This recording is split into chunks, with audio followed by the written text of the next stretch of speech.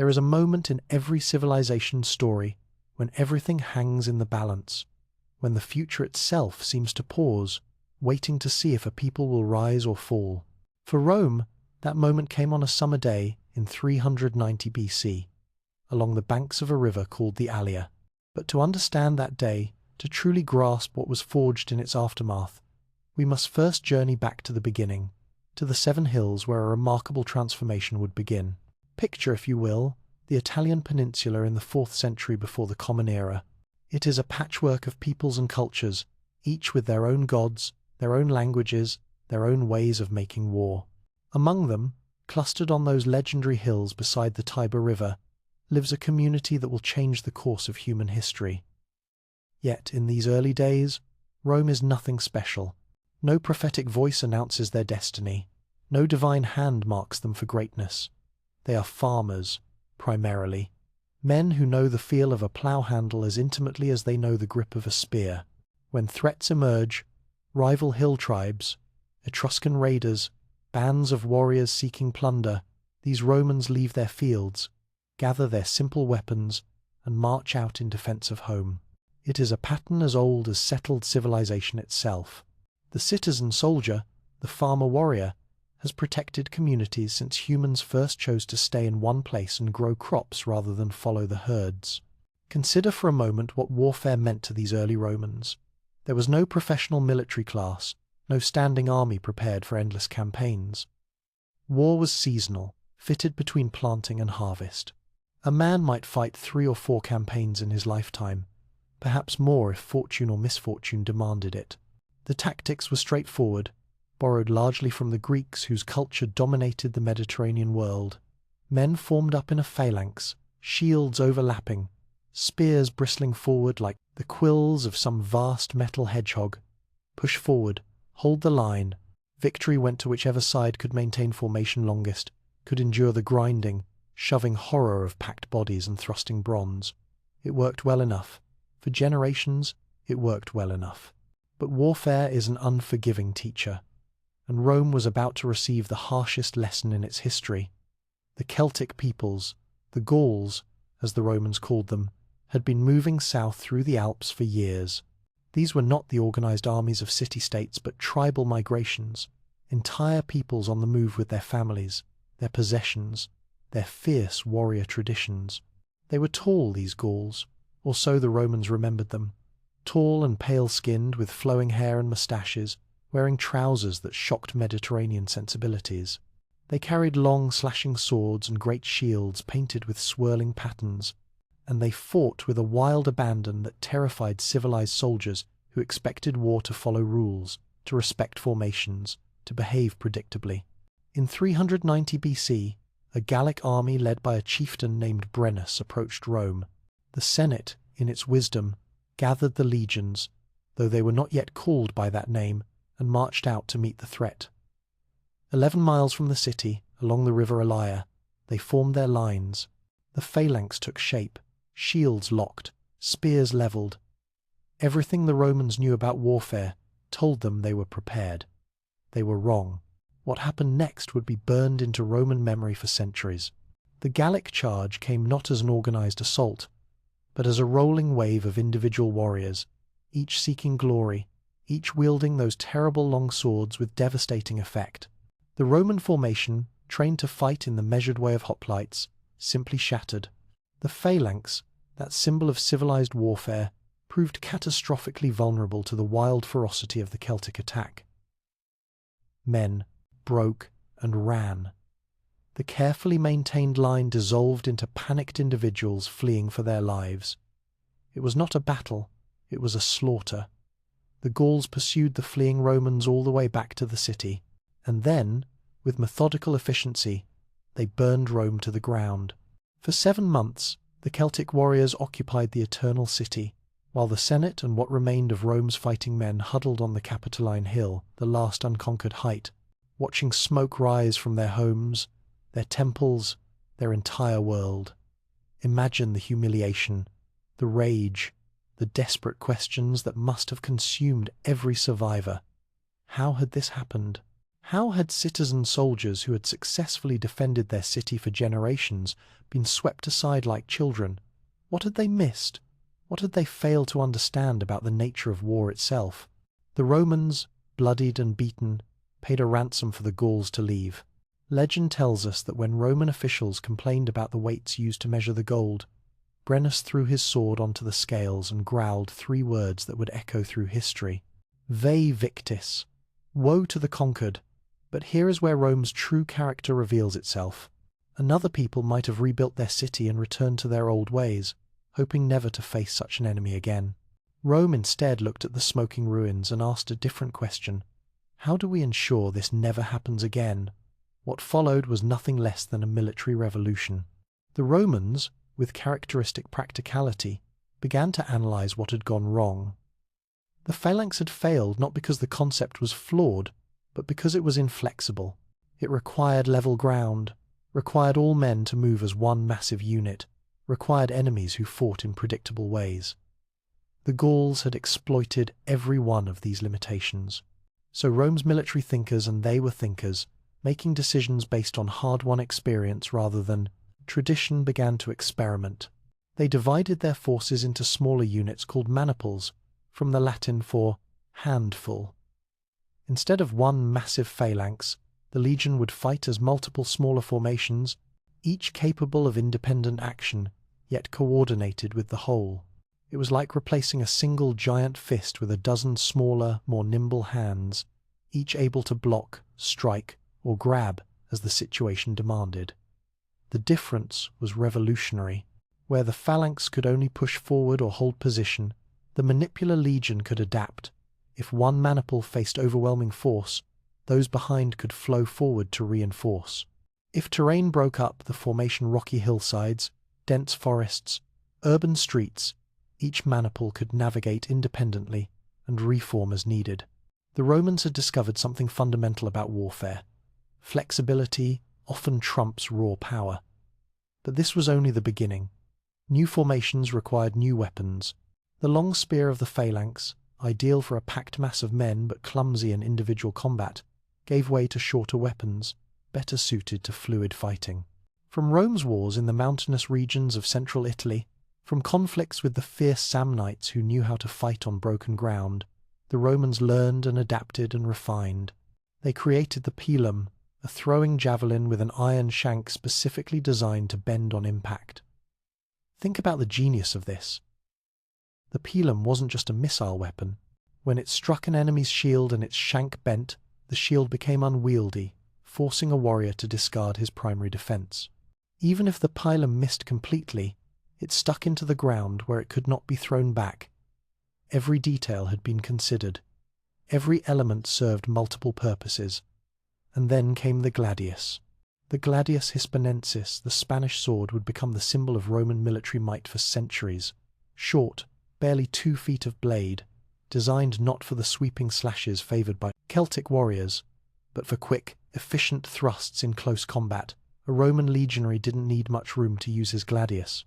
In the press of battle, packed close with comrades and enemies, he could still strike with lethal precision. Thrust to the abdomen, thrust to the throat, quick, economical movements that conserved energy while maximizing lethality. It was a butcher's weapon, really. There was nothing glorious about the gladius, but it was perfectly suited to the new Roman way of war. Disciplined, efficient, devastatingly effective. The shield evolved as well, the scutum, a curved rectangle of laminated wood covered in leather and edged with bronze. Large enough to protect from shoulder to knee, curved to deflect blows rather than absorb them directly.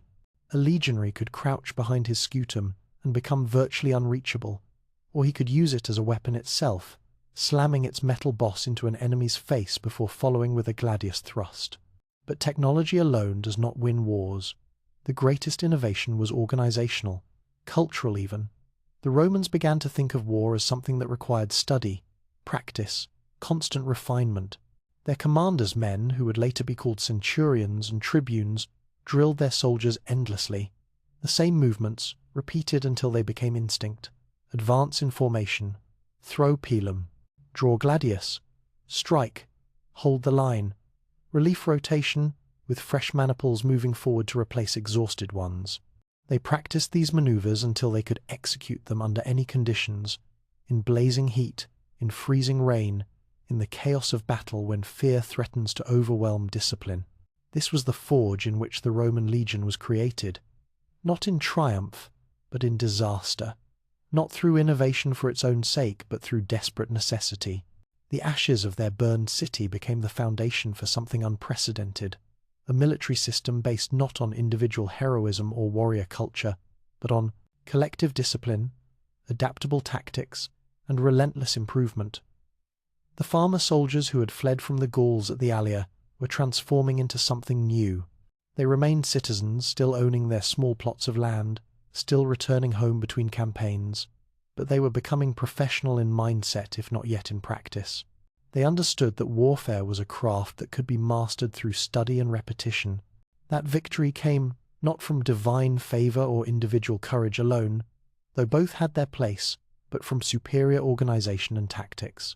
Rome's neighbors, the various peoples of Italy, learned this truth through bitter experience. The Samnites, tough mountain warriors who had dominated central Italy, found themselves ground down in 3 brutal wars spanning nearly 50 years. Each time the Romans were defeated, they analyzed what went wrong and adapted. Each time they found a new tactic, they incorporated it. The Samnites won battles but lost wars because Rome had discovered something more valuable than victory: the capacity to learn from defeat. By the early 3rd century BC, barely 100 years after the humiliation at the Allia, Rome controlled the entire Italian peninsula. The city that had been burned to the ground by Celtic raiders now commanded the military manpower and resources of countless communities. And the legion, that remarkable military machine born from disaster, was about to face its greatest test. For across the Mediterranean, in the wealthy city of Carthage, another power was rising. A commercial empire built on trade and naval dominance. A civilization that would push Rome to the very brink of extinction and, in the process, forged the legions into the most formidable military force the ancient world had ever seen. The 7 hills beside the Tiber had given birth to something extraordinary. Those farmers who learned to fight, who refused to accept defeat as final, who transformed catastrophe into revolution. They had created more than just a military system. They had created a culture that would dominate the Mediterranean for centuries. Blood and bronze had forged the legion. But this was merely the beginning. There are moments in history when the impossible becomes real, when the natural order of things seems to bend and break before sheer human will.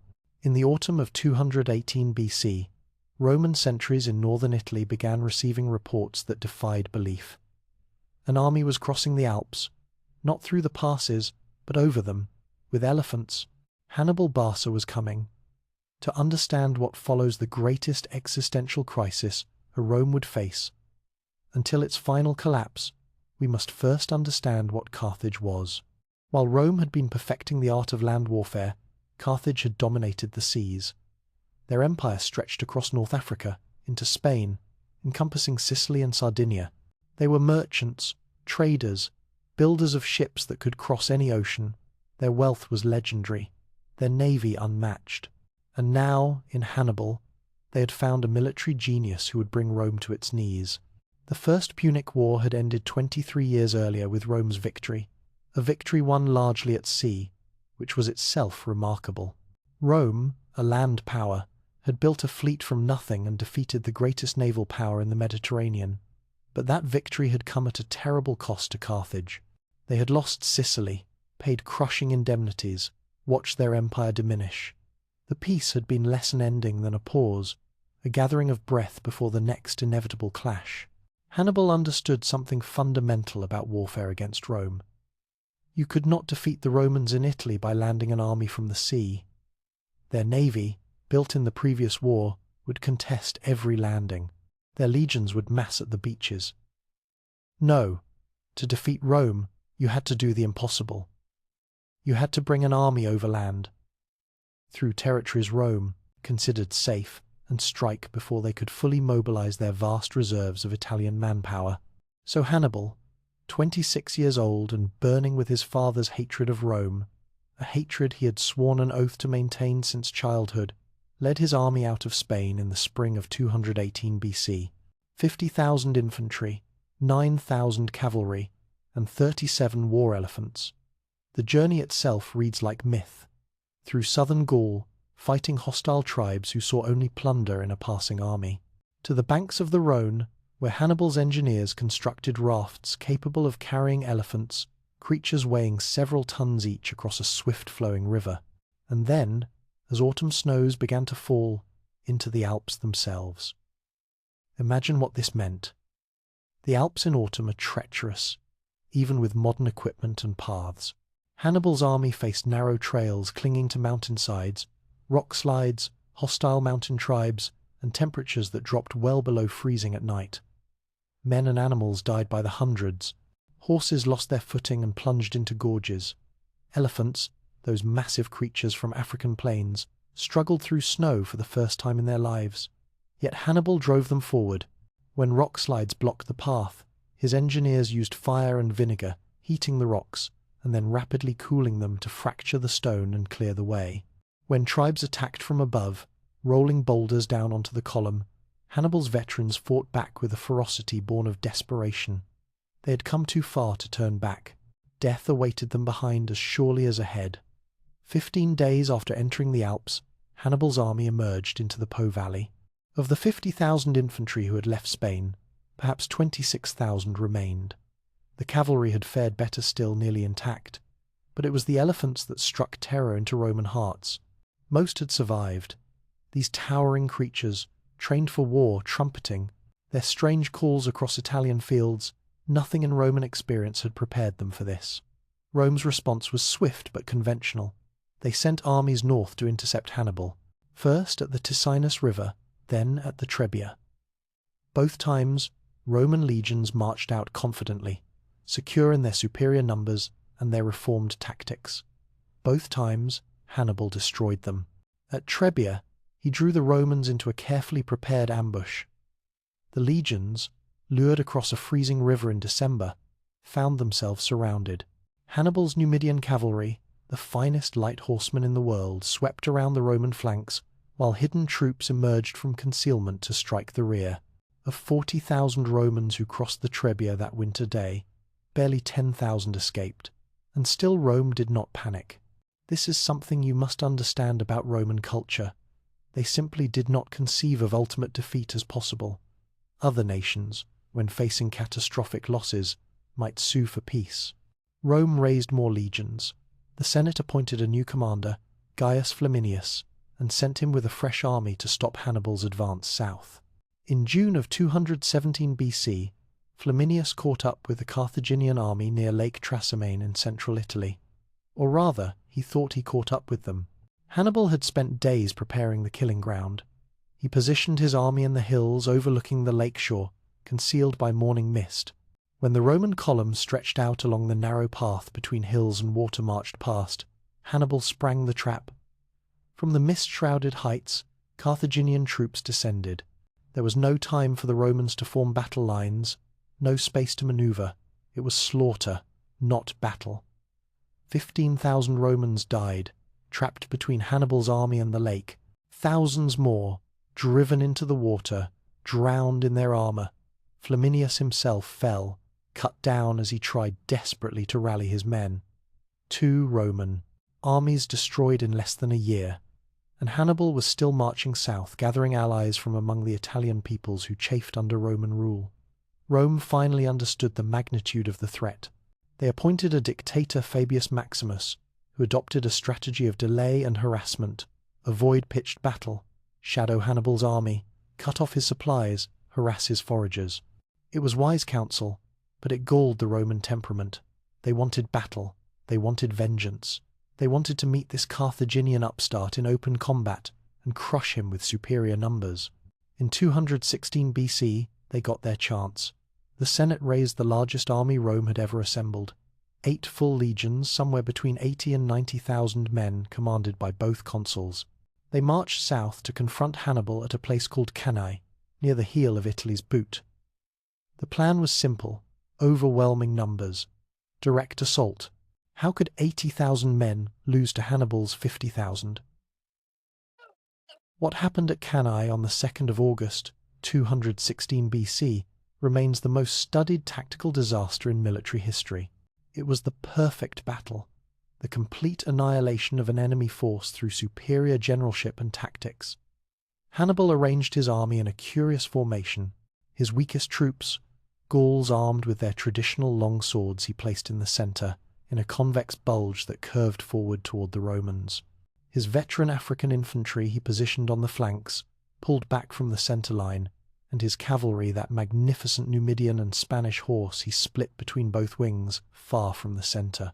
The Romans, confident in their numbers, formed a much deeper formation than usual.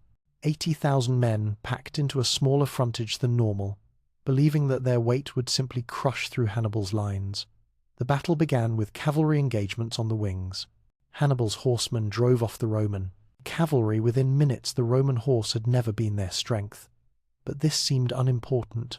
In the centre, the Roman legions were advancing, crashing into that bulge of Gallic warriors, and the Gauls, exactly as Hannibal had planned, began to fall back.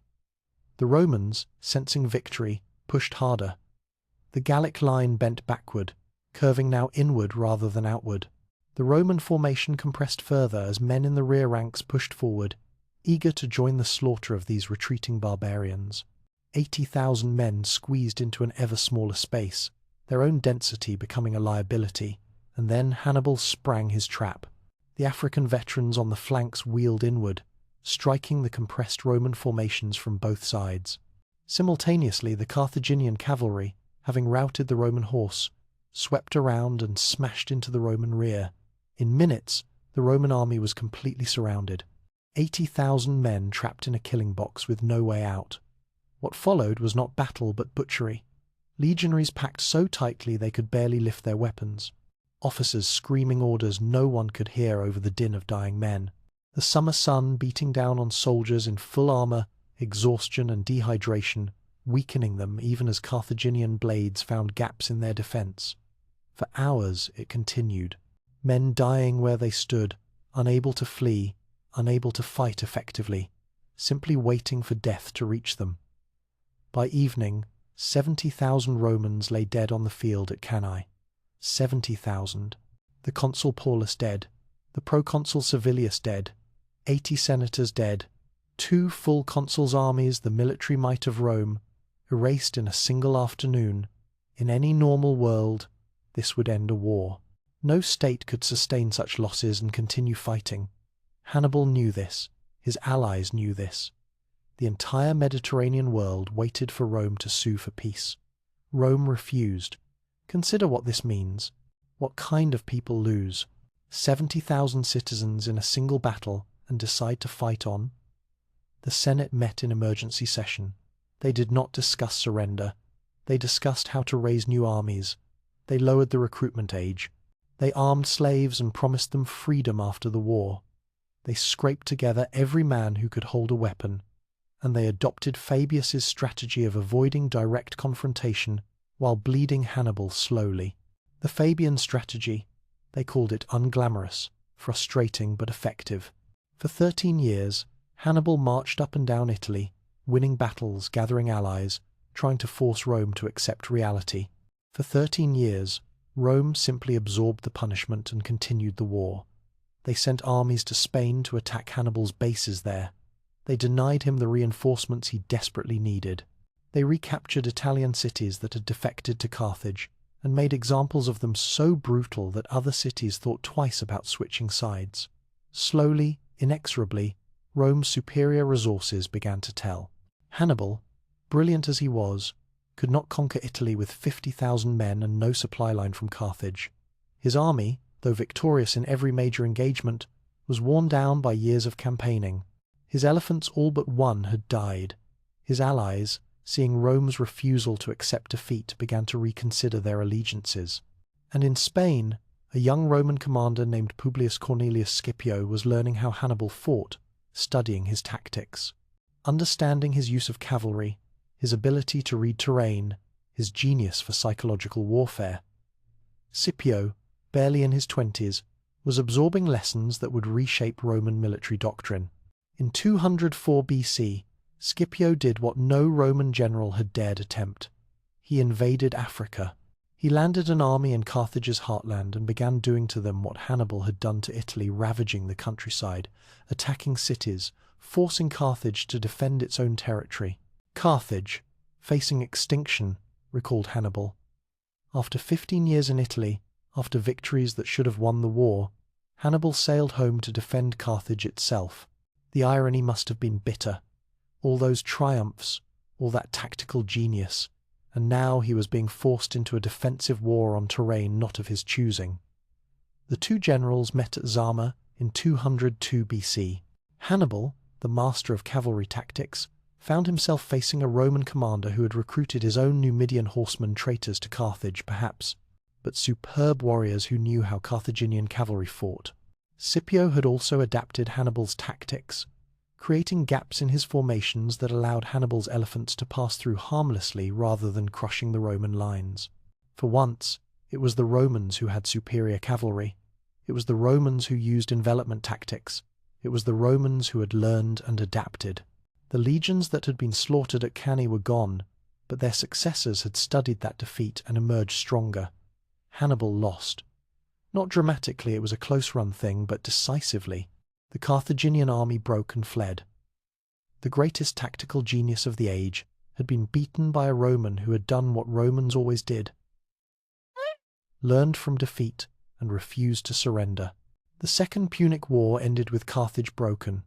They paid massive indemnities, surrendered their fleet, gave up all territory outside Africa. The empire that had ruled the western Mediterranean was reduced to a single city and its immediate hinterland. But Rome was not satisfied. For 50 years, as Carthage slowly rebuilt its commercial wealth, Roman politicians watched and worried. Cato the Elder ended every speech in the Senate, regardless of topic, with the same phrase, Carthago delenda est. Carthage must be destroyed. In 149 BC, Rome manufactured a pretext for war. The Third Punic War was not a conflict between equals but an execution. Roman legions landed in Africa with orders to erase Carthage from existence. The city held out for 3 years. 3 years of siege, of starvation, of desperate resistance by a people who knew what awaited them. When the Romans finally breached the walls in 146 BC, they spent 17 days fighting street by street, house by house. The Carthaginians contested every inch, knowing there would be no mercy. There was none. 50,000 survivors were sold into slavery. The city was systematically demolished, building by building, stone by stone. And then, according to legend, the Romans ploughed the ruins and sowed them with salt so nothing would grow there again. Whether this final detail is true or propaganda matters less than what it represents. Rome's absolute terrifying commitment to the destruction of its enemies. The Punic Wars had forged Rome into something new. The farmer soldiers who had reformed after the Gallic sack were now professional in fact, if not yet in name. They had learned to fight abroad for years at a time. They had learned to absorb catastrophic defeats and continue fighting. They had learned that superior tactics could overcome numbers, and that superior resources would eventually overcome tactics.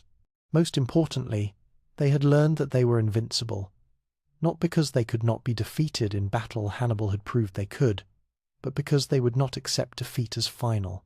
70,000 dead at Cannae, raise more legions, a genius general loose in your heartland for 15 years, outlast him, a wealthy, powerful enemy, destroy them so utterly they can never threaten you again. This was the crucible. These wars against Carthage transformed the legion from an effective military system into an instrument of unstoppable conquest. The soldiers who had fought in Spain, in Africa, in the endless campaigns in Italy, they were no longer citizen soldiers in any meaningful sense. They were professional warriors who knew nothing but war, who expected to be at war, whose very identity was bound up in being legionaries, and they were about to change the world. There comes a time in every institution's life when the old ways can no longer sustain the new reality, when the structures that served admirably for generations suddenly become obstacles rather than supports.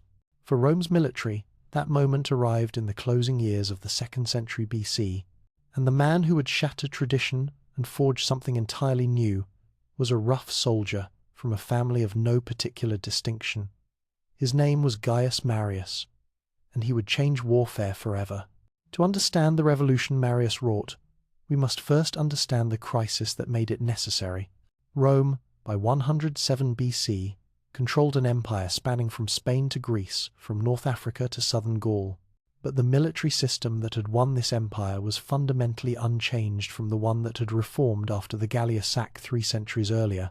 The legions were still composed of citizen soldiers who owned property land that qualified them for military service. When Rome needed armies, these men left their farms, fought the campaign, and returned home. It had worked brilliantly when wars were seasonal affairs in Italy. It had even worked through the long Punic conflicts, though the strain was evident. But now, Rome faced a new kind of threat, and the old system was cracking under the weight of constant warfare on multiple frontiers. The immediate crisis came from the north. Germanic tribes, the Cimbri and the Teutones, were moving south in a massive migration. These were not the Gauls of old, though they were equally fearsome. Perhaps 300,000 people on the move, including women and children, but with a warrior core of possibly 100,000 men. They had already annihilated several Roman armies in Gaul. In 105 BC, at the Battle of Arausio, they had killed an estimated 80,000 Roman soldiers in a disaster that rivaled Cannae. Rome was terrified. The memory of Gallic sacks and Hannibal's elephants was ancient history compared to this immediate threat. Germanic warriors were at the gates, and the traditional military system was failing to stop them. The problem was structural. Rome's property requirement for military service had made sense when the nation was small and wars were brief. But generations of warfare had impoverished many small farmers. Men lost their land while away on campaign, unable to work their fields. The spoils of conquest enriched commanders and wealthy senators who could buy up these abandoned farms. But the common soldier often returned home to find himself landless, and therefore ineligible for future military service. This created a vicious cycle. The pool of eligible soldiers shrank even as Rome's military needs expanded. The remaining property owners were called up more frequently, weakening them economically, making more of them vulnerable to losing their land. Meanwhile, thousands of landless poor men perfectly capable of fighting were legally prohibited from joining the legions. Enter Marius. He was a novus homo, a new man, Roman terminology for someone whose family had never held high office. His Latin was rough, his manners blunt. The aristocratic families who dominated the Senate looked down on him. But Marius had something they lacked: practical military genius and the common touch. Soldiers loved him because he shared their hardships, fought alongside them, understood their grievances.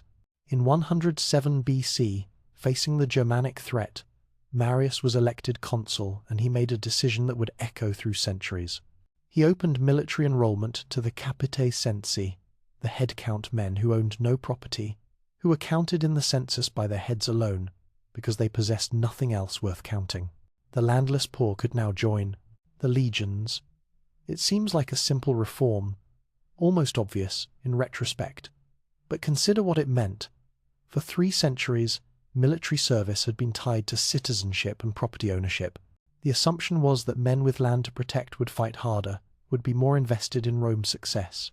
The landless poor, by contrast, were seen as unreliable, lacking the stake in society that made for good soldiers. Marius understood something the old families did not. These landless men weren't less motivated, they were differently motivated. They wanted money, yes. Plunder, land grants. A path to prosperity that civilian life denied them. Give them that, and they would be the most dedicated soldiers Rome had ever fielded. Because for them, the legion wasn't a temporary interruption of agricultural life. It was their life, their career, their family. The volunteers flooded in. Thousands of landless men, seeing a chance for wages, for glory, for a better life than scratching in the dirt as tenant farmers. Marius organized them into proper legions and began training them with an intensity that shocked traditional observers. These weren't citizen soldiers taking a brief break from farming. These were professionals in training. Marius reformed more than just recruitment. He standardized equipment, so every legionary carried the same gear. Previously, wealthier soldiers might afford better armor, better weapons, creating inequality within the ranks. Marius established that every legionary would be equipped identically by the state. The pilum, the gladius, the scutum, the segmented armor that would become iconic, all standardized, all provided by Rome. He also made his legionaries carry their own supplies, 60 pounds of equipment on their backs, weapons, armor, cooking gear, stakes for building fortifications, rations for several days. His soldiers called themselves Marius's mules, but there was pride in the nickname. They were self-sufficient. They could march anywhere, build a fortified camp anywhere, fight anywhere without waiting for slow-moving supply trains. Most significantly, Marius gave each legion a sacred standard. The aquila, the eagle, cast in silver and gold, this eagle became the soul of the legion. To lose the aquila was ultimate disgrace. Men would die, would throw themselves into hopeless situations to prevent an eagle standard from falling into enemy hands. Marius understood something profound about human psychology. Soldiers will fight for land, for plunder, for Rome itself, but they will die for a symbol that represents their brothers, their honor, their shared identity. In 102 BC, the Germanic tribes finally arrived at Rome's borders. The Teutones came through the western passes, while the Cimbri approached from the north. Marius, commanding Rome's armies, met the Teutones first at Aquae Sextiae in southern Gaul. The battle was a masterpiece of terrain use and tactical planning. Marius positioned his legions with the sun at their backs and the Germans forced to attack uphill, directly into the afternoon sun. When the Germanic warriors charged, and they charged with the same wild ferocity that had destroyed previous Roman armies, they found not citizen soldiers, but professionals. Men who had trained together for months, who moved as one, who held their positions through the screaming chaos of the Germanic assault. The battle raged for hours. The Germans, fierce and numerous, pushed the Roman line backward, but this was a controlled retreat, a tactical decision rather than panic. And when the Germanic formations had extended themselves, exhausted their initial fury, Marius sprung his trap. Hidden troops emerged from concealment and struck the German flanks and rear. The slaughter was comprehensive. Estimates suggest 100,000 Germanic warriors died that day. Women in the German camp, knowing what fate awaited them, killed their children and themselves rather than to be enslaved. It was a complete annihilation. The following year, 101 BC, Marius met the Cimbri at Vercellae in northern Italy. This time, he used his cavalry more aggressively, sending them wide to envelop the German flanks while his legions fixed the Germanic warriors in place. The result was another crushing victory. Between the two battles, Rome had eliminated the Germanic threat entirely. Marius became a hero unlike any Rome had known. He was elected consul, an unprecedented 5 times in a row, a violation of all tradition, but the people and the Senate were too grateful and too frightened to object. He had saved Rome from a threat as existential as Hannibal, but his reforms had created something neither he nor Rome fully understood, a professional army whose loyalty was to its general rather than to the state. These landless soldiers looked to their commander for their pay, their bonuses, their land grants after service. The Senate might vote on wars, but the soldiers followed the man who could deliver rewards. Marius had forged a weapon of unprecedented power, but who would wield it, and toward what ends? The question answered itself within a generation. As Marius grew old, other generals adopted his reforms and built their own loyal armies. Sulla, Pompey, and eventually Caesar, each would command legions whose first loyalty was to their general rather than to Rome. But in 107 BC, this danger seemed distant and theoretical compared to the immediate triumph of the new model legions. There was another consequence of Marius's reforms, less dramatic but equally profound. The professional legions developed an identity and culture distinct from civilian Rome. When soldiers spent 16 to 25 years in service, far longer than the old citizen militia campaigns, they formed bonds stronger than family. The legion became their family. The men they served with, fought beside, survived. With these became brothers in a way civilians could never understand. They developed their own rituals, their own traditions, religious practices borrowed from everywhere the legions travelled. Mystery cults, especially Mithraism, became enormously popular among soldiers. In underground temples, men would gather to worship the bull-slaying god, finding in these secret ceremonies a meaning and brotherhood that civilian life could not provide.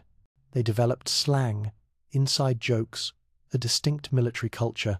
Veterans could recognize each other decades after service by shared references, by the particular way military training shaped their bearing and speech. They were set apart from civilian society, for good and ill, and they were effective beyond anything Rome had previously fielded. Marius's legions could march 30 miles in a day while carrying 60 pounds of equipment, then build a fortified camp before nightfall. They could fight in any terrain, any weather, against any enemy. They were engineers who could build roads, bridges, siege equipment. They were administrators who could govern conquered territories. They were teachers who spread Latin language and Roman culture everywhere they went. But the old aristocracy watched these developments with growing unease. Marius might have saved Rome from the Germans, but he had also upset the social order. The Senate had lost its monopoly on military power. Now any general with loyal troops could potentially march on Rome itself. This fear became reality during the social war of 91 to 87 BC. Rome's Italian allies, who had fought in Roman armies for generations but were denied full citizenship, finally rebelled, demanding equal rights. The war was savage, pitting Roman legions against Italian armies who fought with Roman tactics because they had learned them in Roman service. Marius, old but still influential, helped secure victory for Rome. But the war's aftermath revealed the new dynamics of Roman politics. Sulla, another, the successful general, found himself in conflict with Marius over command assignments. The dispute escalated, and in 88 BC, Sulla did something unprecedented in Roman history. He marched his legions on Rome itself. Consider what this meant. For 4 centuries, Roman armies had defended the city. Now a Roman general was attacking it with Roman soldiers. The legionaries followed Sulla because they were his men. He had led them in victorious campaigns, promised them rewards, earned their loyalty. When he told them to march on Rome, they marched. Marius fled. Sulla seized control. But when Sulla later left Rome to fight in the east, Marius returned with his own loyal troops and recaptured the city. The two men's rivalry plunged Rome into civil war, legion against legion, Roman against Roman. It was canny inverted, the destruction turned inward. Marius died during his 7th consulship, but the damage was done. The professional legions, created to defend Rome from external threats, had become tools of internal political struggle. Sulla eventually won and declared himself dictator, instituting brutal proscriptions that killed thousands of his political enemies. When Sulla died in 78 BC, he left Rome transformed. The legions were now fully professional. They expected 25-year terms of service. They expected regular pay from the state treasury. They expected land grants upon retirement. And they expected that their loyalty to their commander would be rewarded. The eagle standards flew over camps from Britain to Mesopotamia. The legions were ascendant, powerful beyond anything Roman founders could have imagined. But they were also dangerous in a new way. No longer bound by property ownership or temporary service, these professional soldiers had become a force unto themselves. Marius had looked at Rome's military crisis and seen that the old system was failing. He had created something new, something powerful, something necessary. He had given Rome the military capacity to conquer the known world, but in doing so, he had also given ambitious men the means to seize ultimate power. The eagles were ascending, but where they would lead Rome to unprecedented empire or ultimate destruction remained to be seen. The next generation would find out. A young officer named Gaius Julius Caesar was watching, learning, and planning. He had seen what loyal legions could accomplish, and he had ambitions that would make Marius's reforms seem like prologue. The professional legions were ready, and they were about to become immortal. There are figures in history who transcend their era, whose names become synonymous with power itself. Gaius Julius Caesar was such a man, but his immortality, the reason schoolchildren still learn his name, 2,000 years later, rests not on his political maneuvering or his literary gifts, considerable as they were. It rests on what he achieved with the legions, and what the legions achieved through him. In 58 BC, Caesar became governor of Gaul. He was 42 years old, deeply in debt, politically ambitious, and commanding an army of 4 legions, roughly 20,000 men. Within a decade, he would conquer territory equal to modern France, Belgium, and parts of Germany and Switzerland. He would lead expeditions into Britain and across the Rhine. He would fight campaigns of such daring and brilliance that military academies study them to this day, and he would transform his legions into something approaching legend. But let us begin not with triumph, but with crisis. Because Caesar's genius, like Rome's own, revealed itself most clearly under pressure. In his first year as governor, a Germanic tribe called the Helvetii, some 368,000 people, according to Caesar's own count, decided to migrate across Gaul. They were not invading so much as moving, families and possessions included, seeking new lands. But their path would take them through Roman territory and allied lands. Caesar, with characteristic decisiveness, decided to stop them. The campaign that followed set the pattern for everything to come. Caesar's legions marched with astonishing speed, covering distances that seemed impossible for ancient armies. They built bridges across rivers in days. They constructed fortifications overnight. When the Helvetii tried to evade them, Caesar's forces appeared where they shouldn't have been, moving faster than any army the Gauls had encountered. At Bibracte, Caesar fought his first major battle as commander. The Helvetii, desperate and cornered, formed their traditional shield wall and charged. Caesar's legions met them in the classic manipular formation, pilum volleys followed by gladius work at close quarters. The battle raged for hours, the Helvetii fighting with the courage of people protecting their families. But Caesar's veterans, men of the 7th, 8th, 9th, and 10th legions, held their positions through the chaos, rotating fresh troops to the front as exhausted men fell back. When the Helvetii finally broke, Caesar's cavalry pursued them relentlessly. Of those 368,000 who had set out on migration, only 110,000 survived to be sent back to their original lands. It was a characteristically Roman solution, decisive, brutal, effective. But this was merely the opening act. That same year, a Germanic chieftain named Ariovistus crossed the Rhine with his own army, claiming dominion over Gallic lands. Caesar met him in battle and crushed him. Word spread through Gaul. This new Roman governor was different. Faster, more aggressive, more dangerous than his predecessors. The Gallic tribes, alarmed by Roman expansion, began to unite against the common threat. And Caesar, recognizing that subjugating Gaul would require more troops, requested reinforcements. The Senate, still dominated by his political rivals, reluctantly agreed. Caesar, now, commanded 10 legions, 50,000 of the most professional soldiers in the world. What followed were 8 years of nearly continuous warfare. Not the large set-piece battles of earlier eras, but a grinding series of campaigns against different coalitions of Gallic tribes. Caesar was everywhere. When the Nervi launched a surprise attack on his army while it was making camp, Caesar grabbed a shield, pushed to the front lines, and rallied his troops to victory. When the Veneti threatened Roman control of the Atlantic coast, Caesar built a fleet from scratch and defeated their superior naval forces through tactical innovation. His legions learned to follow him anywhere, through forests where Roman armies traditionally feared to tread, into the lands beyond the Rhine, where Caesar built a bridge across that mighty river in just 10 days, a feat of engineering that announced to Germanic tribes that no natural barrier could protect them from Roman power. Across the narrow sea to the mysterious island of Britannia. Ah, Britannia! To Romans this was nearly mythical territory, an island at the edge of the known world, shrouded in fog and rumour. In 55 BC, Caesar decided to invade it. Not to conquer, not yet, but to explore, to demonstrate Roman power, to chase British tribes who had been aiding Gallic resistance. Imagine the legionaries of the 10th Legion as they waded ashore on British beaches. No proper harbour, waves crashing against their shields, British warriors lining the cliffs above. The landing was chaos. Ships grounded in deep water, men in full armour trying to fight while waves knocked them down.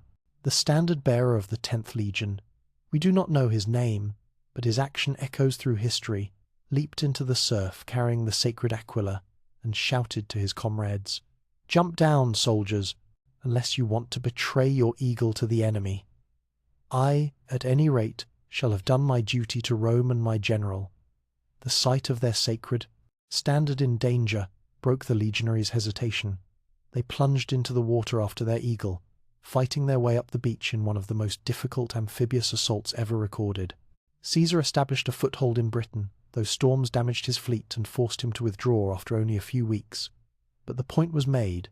Rome could reach anywhere. The following year, 54 BC, Caesar returned to Britain with 5 legions and 2,000 cavalry. This time he penetrated inland, crossed the Thames, defeated British tribes in battle, and secured tribute before withdrawing. Both expeditions were more demonstration than conquest, but they achieved their purpose. Caesar's fame grew. His legion's reputation became fearsome. They were men who had crossed the ocean, who had fought in lands other Romans only dreamed about. But back in Gaul, resistance was hardening. The tribes began to understand that Caesar intended permanent subjugation, and in 52 BC they found a leader capable of uniting them. Vercingetorix, a young chieftain of the Arverni tribe. Charismatic, strategic-minded, capable of inspiring loyalty across traditional tribal divisions, Vercingetorix understood something crucial. You could not beat Caesar in open battle. The legions were too disciplined, too experienced. Instead, Vercingetorix adopted a strategy of scorched earth. Deny the Roman supplies, harass their foragers, avoid major engagements, force them to withdraw or starve. It nearly worked. Caesar's legions, spread across Gaul in winter quarters, suddenly found themselves surrounded by a general uprising. Caesar had to march through hostile territory in winter, something military doctrine said was impossible to reach his isolated legions. His men ate bark and roots when supplies ran out. They built fortifications in frozen ground. They fought daily skirmishes against warriors who knew every hill and forest. The crisis came at Alesia. Vercingetorix, after a rare defeat in open battle, withdrew his army into this fortified hilltop town. Caesar, seeing an opportunity to end the rebellion, laid siege. His engineers built a wall around the entire town, 11 miles of fortifications, studded with towers and camps, completely encircling Alesia. But Vercingetorix sent messengers requesting aid before the encirclement was complete. The Gallic tribes, recognizing this as their best chance to destroy Caesar, gathered a relief army. Estimates of its size vary wildly. Caesar claimed 240,000 warriors, though this is likely exaggerated. But it was certainly massive, possibly the largest army ever assembled in Gaul. Caesar found himself trapped between the besieged army in Alesia and the relief force approaching from outside. His solution was characteristically audacious. He built a second wall facing outward, 14 miles of fortifications, this time defending against the relief army. His 40,000 legionaries now sat between two hostile forces, each larger than his own army, protected only by rapidly constructed wooden walls and earthworks. The siege lasted for weeks. Inside Alesia, Vercingetorix's warriors and the civilian population began to starve. The Gauls expelled the women, children, and elderly, hoping Caesar would let them through his lines or at least feed them. Caesar refused both, letting them die in the no-man's land between the walls. It was brutal calculation. He could not feed them without weakening his own forces, and letting them through would give succor to his enemies. The relief army finally arrived and launched their assault. For 3 days, Caesar's legions fought on 2 fronts. Gauls attacked the outer fortifications while Vercingetorix's men tried to break through the inner walls. Caesar was everywhere, commanding here, reinforcing there, inspiring his exhausted men to hold just a little longer. At the climactic moment, when Gallic warriors broke through the outer wall at one point, Caesar personally led his cavalry in a counterattack that shattered the breakthrough. The relief army withdrew. Inside Alesia, starvation reached its breaking point. Vercingetorix, his people dying, his cause lost, made the only choice left. He dressed in his finest armor, rode out alone through the Roman fortifications, and surrendered himself to Caesar. The Gallic resistance was broken. Caesar treated Vercingetorix with the cynical calculation that marked all his dealings with defeated enemies. The Gallic leader was kept prisoner for 6 years, then paraded through Rome in Caesar's triumph, and finally strangled in the traditional manner of displaying conquered kings. It was efficient, brutal, and sent a message to anyone who might resist Rome. Defiance ends in death. The conquest of Gaul was complete. 8 years of campaigning, hundreds of thousands dead, entire tribes enslaved or exterminated, and Caesar's legions had won it all. But something profound had happened during those years of war. The legions, particularly the 10th Legion, Caesar's favourite, had transformed from professional soldiers into something approaching a cult of personality. These men had followed Caesar through impossible situations and emerged victorious.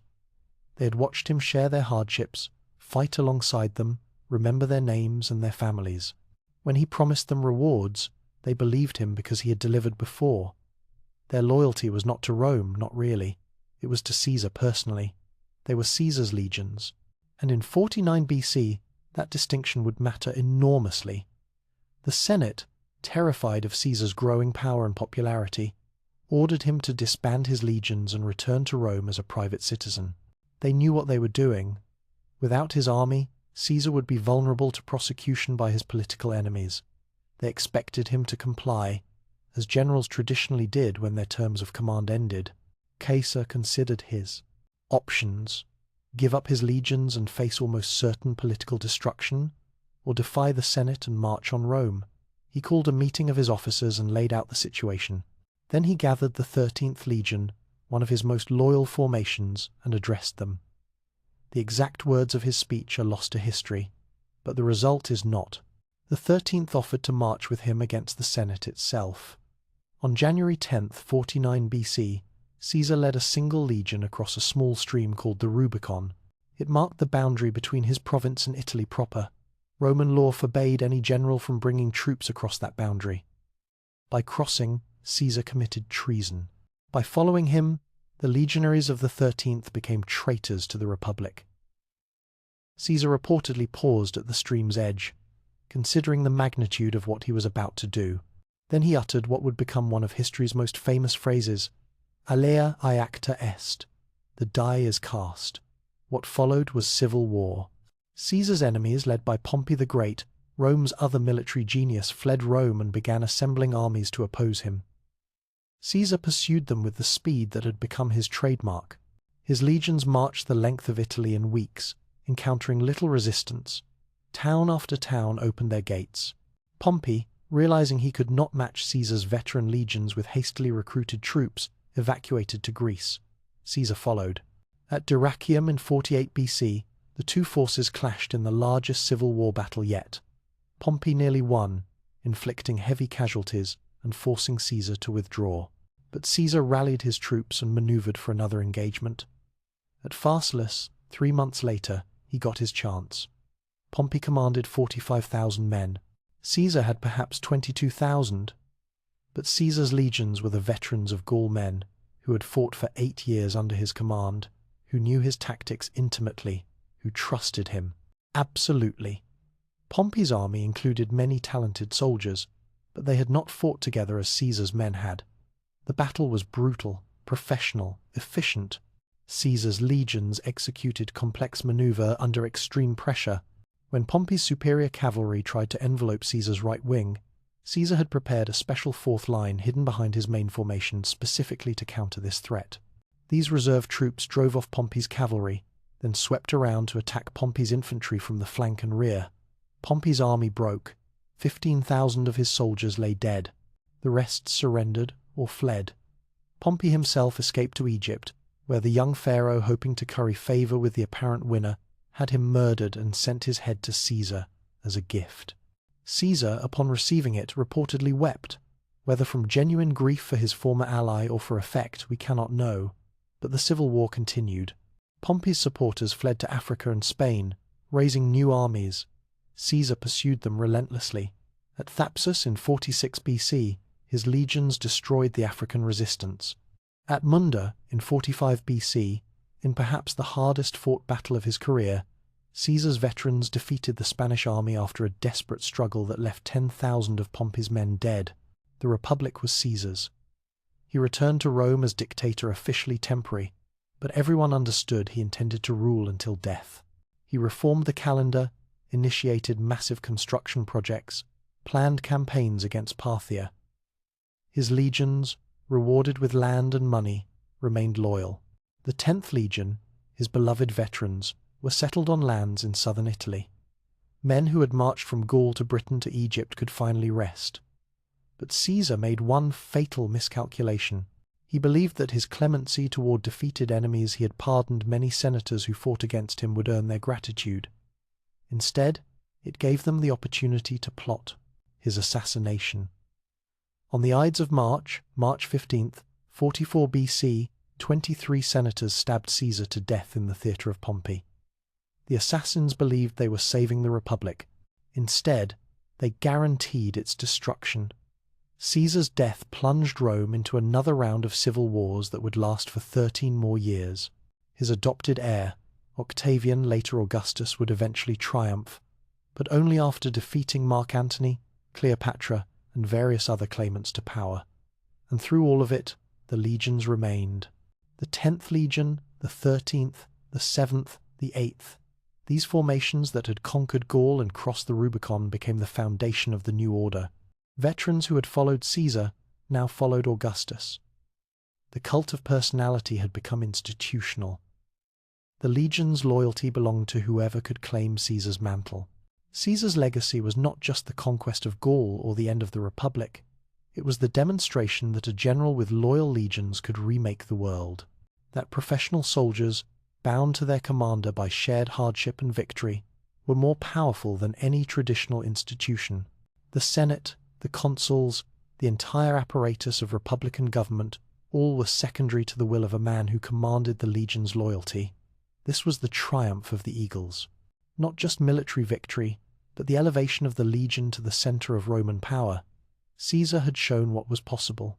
The legions he forged through 8 years of Gallic warfare, through the crossing of the Rubicon, through civil war and assassination, these legions were immortal, not because the individual soldiers lived forever, but because their legacy shaped everything that followed.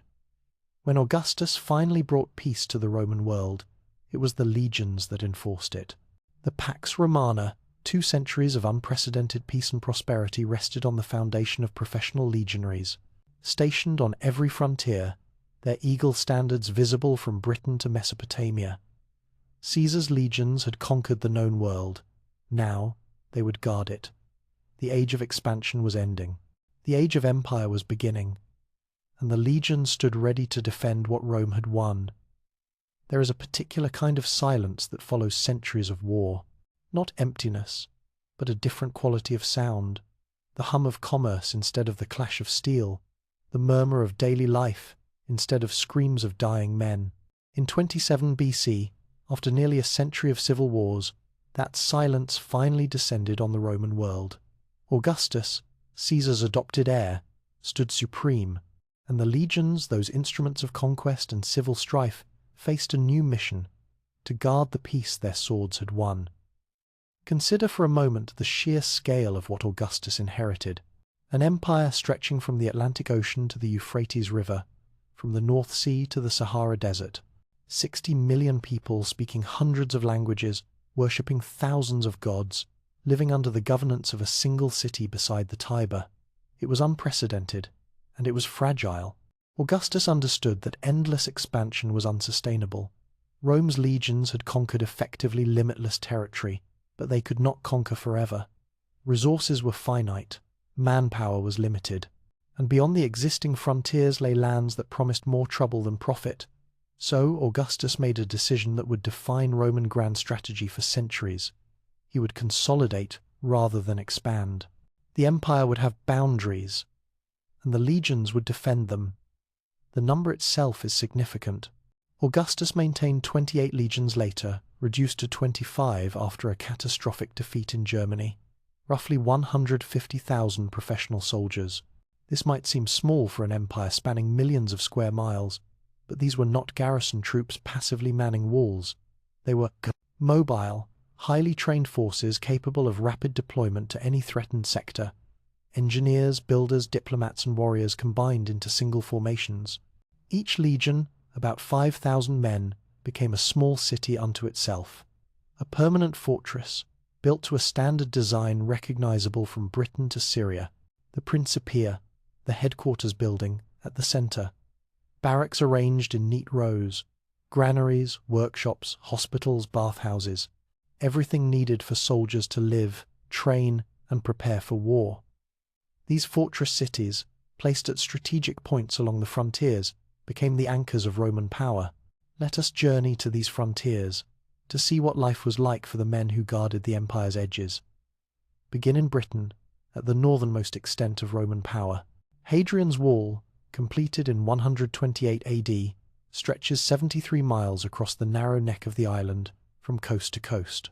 Every Roman mile slightly shorter than our modern mile, a fortified tower. Every 5 miles, a fortress housing a garrison.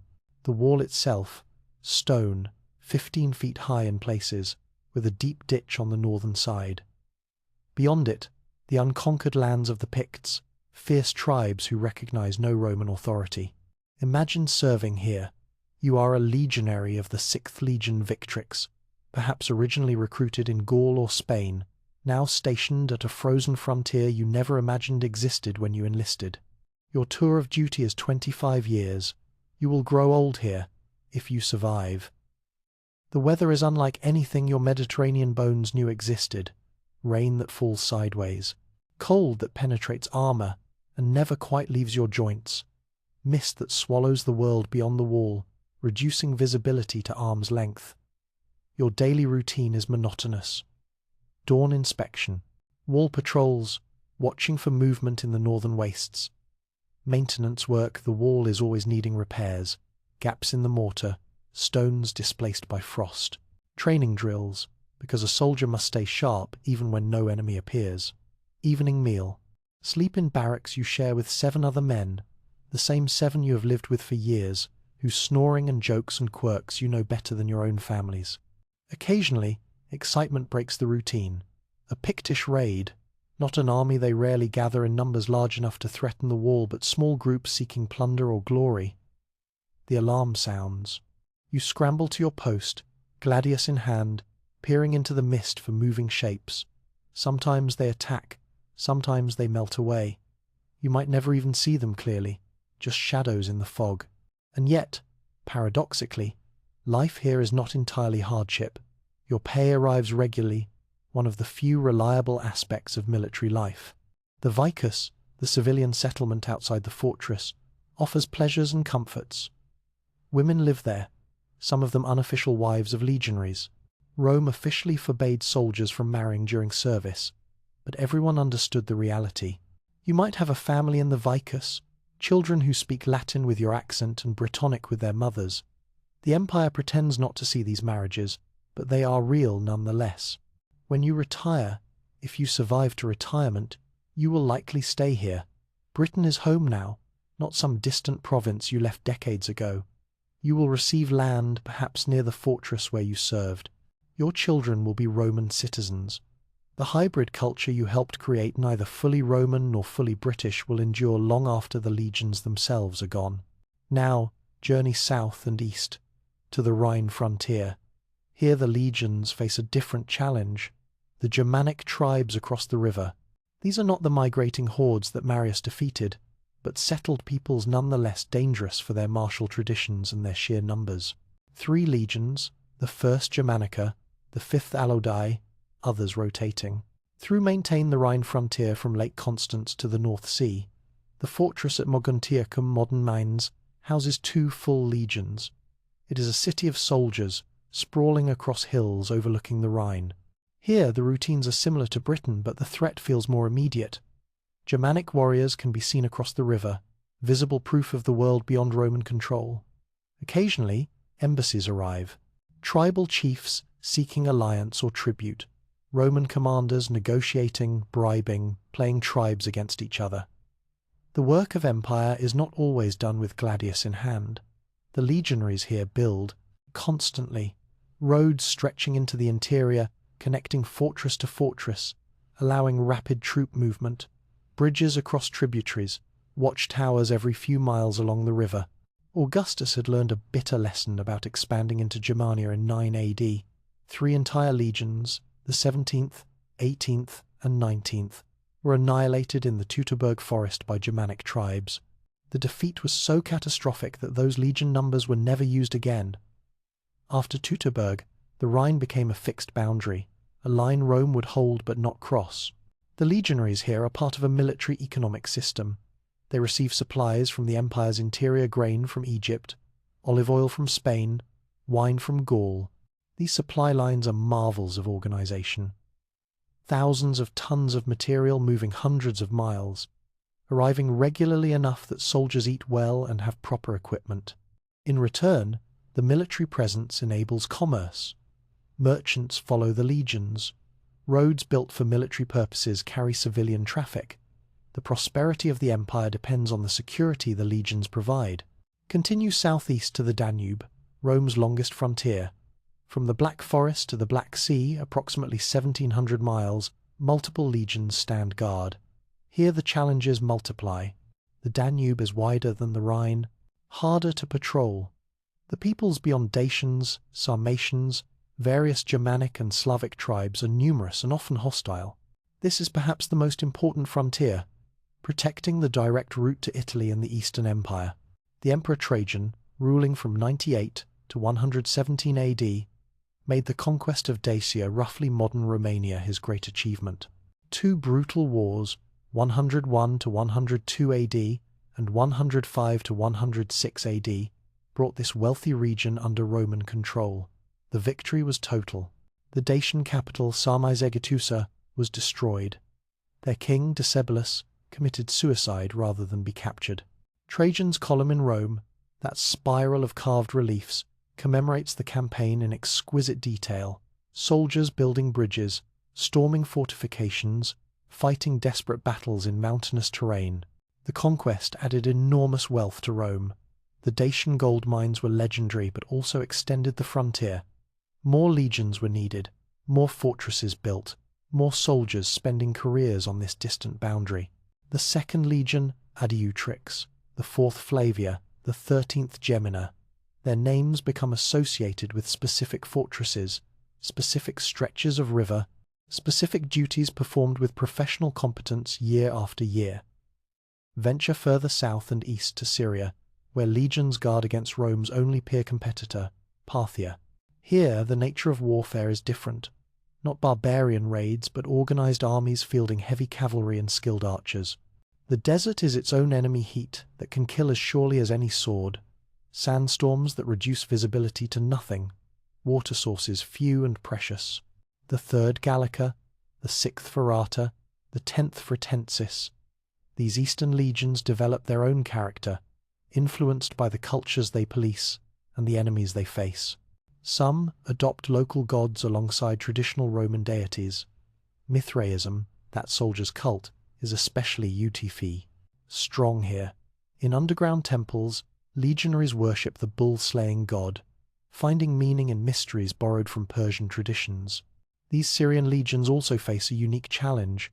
They must be strong enough to deter Parthian aggression, but not so independent that their commanders become threats to the emperor. The East has always been Rome's wealthiest region. Cities like Antioch rival Rome itself in splendor. A general commanding Eastern legions has resources that could support a bid for the purple. Augustus and his successors rotate commanders frequently, ensuring no one builds the kind of personal loyalty that Caesar commanded from his Gallic legions. And finally, to Africa. The southern frontier is not a river, but a desert. The 3rd Legion, Augusta, based at Lambesis in modern Algeria, patrols the edge of the Sahara. Their mission is less to repel invasions, few enemies emerge from that wasteland, than to police the provinces and maintain order among the Berber tribes. These are the empire's engineers par excellence, building roads through impossible terrain, maintaining way stations across deserts where no water flows for weeks at a time. The diversity of these postings reflects a fundamental truth about the Pax Romana. It was not peace, as we might imagine it. It was controlled violence. The legions did not sit idle. They fought constantly, small wars, punitive expeditions, responses to raids, preemptive strikes. But these were contained conflicts, managed violence that never threatened the empire's core stability. The Mediterranean remained peaceful. Trade flourished, cities grew. Art and literature and philosophy flourished under the protection of men who spent careers on distant frontiers most Romans would never see. The legions themselves changed during this long peace. Without major wars of conquest, soldiering became less about glory and more about routine. A legionary in 200 AD had no expectation of becoming rich through plunder or famous through heroic deeds. He expected 25 years of service, regular pay, a pension upon retirement. It was a career, a profession, sometimes a family tradition. Sons followed fathers into the same legions, serving in the same fortresses, maintaining the same endless vigilance. This professionalization brought both strengths and weaknesses. The legions were superbly disciplined, capable of complex engineering projects that benefited entire provinces. But they lost some of the aggressive edge that had conquered the empire. Why risk death in aggressive campaigning when garrison duty was comfortable and secure? The legions became defensive-minded, content to hold what Rome possessed rather than seeking new conquests. The exception that proves the rule was Trajan's reign. His Dacian wars and his Parthian campaigns, which briefly extended the empire to its greatest territorial extent, represented a brief return to the expansionist ethos. But Trajan's successor, Hadrian, immediately abandoned the Parthian conquests and focused on consolidating existing frontiers. Hadrian's Wall, built during his reign, symbolized the new reality. Rome would go this far, and no farther. Yet within these fixed boundaries, something remarkable was happening. The legions were not just defending the empire, they were transforming it. Every fortress became a center of Romanization. Soldiers taught locals Latin. Veterans settling in frontier regions brought Roman customs, Roman gods, Roman law. Their children, half Roman and half native, became bridges between cultures.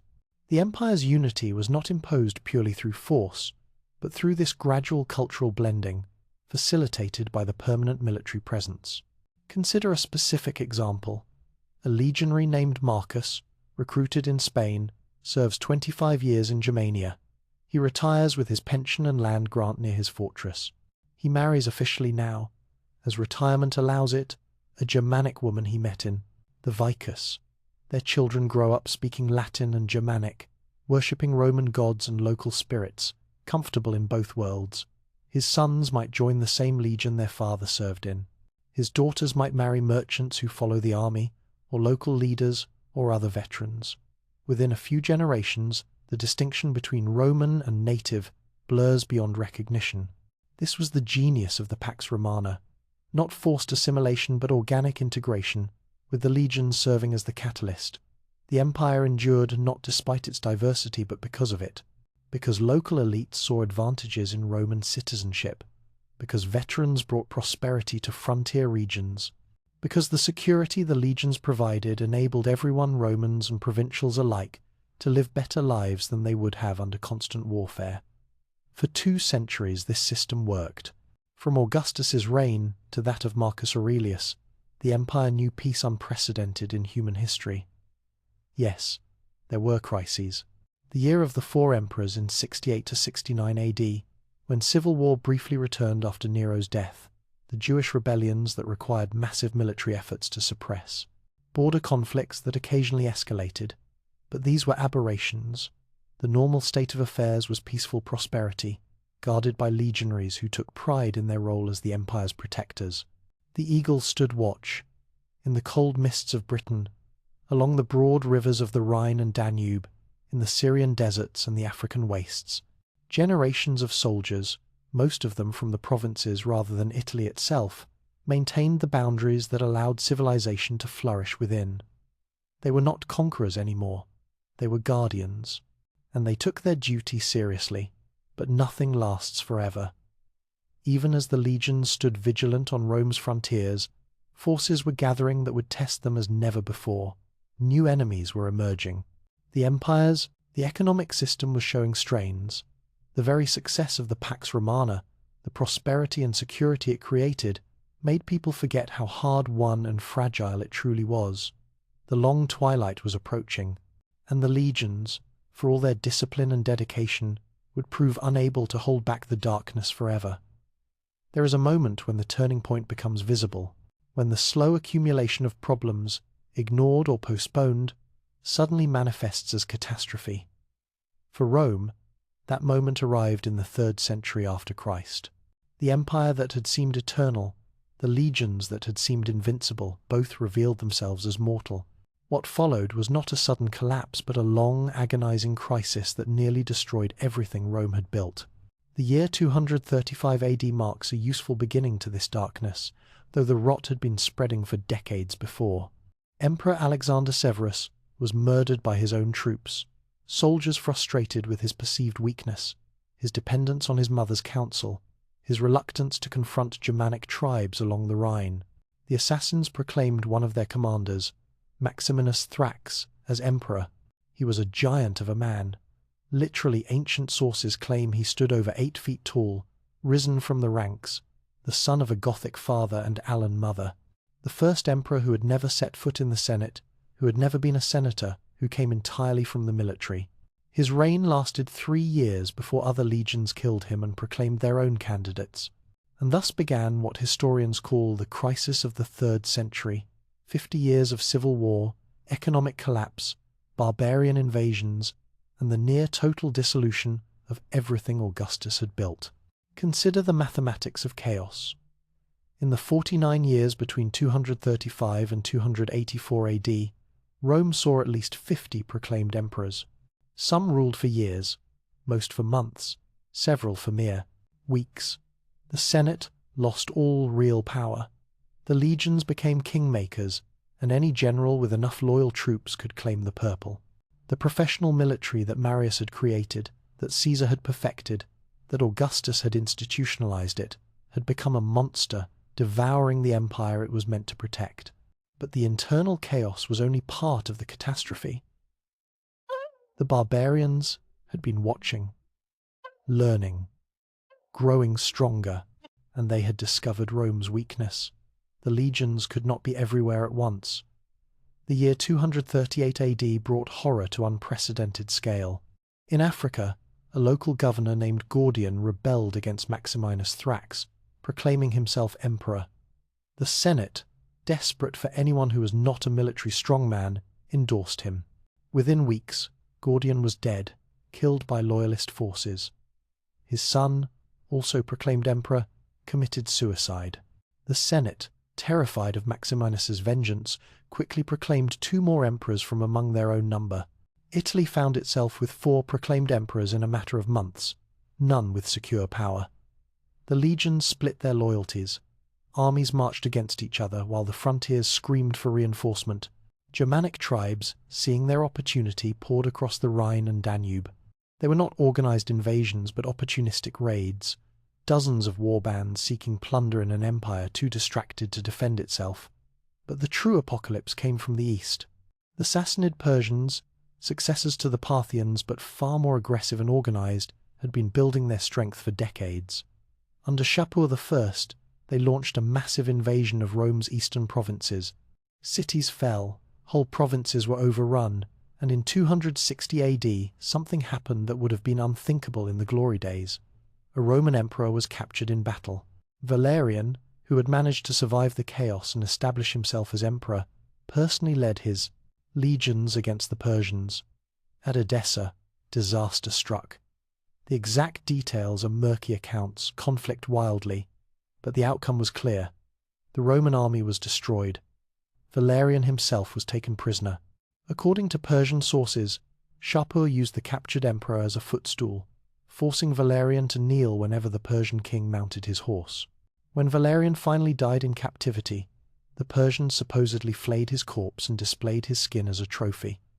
True or not, these stories spread terror throughout the empire.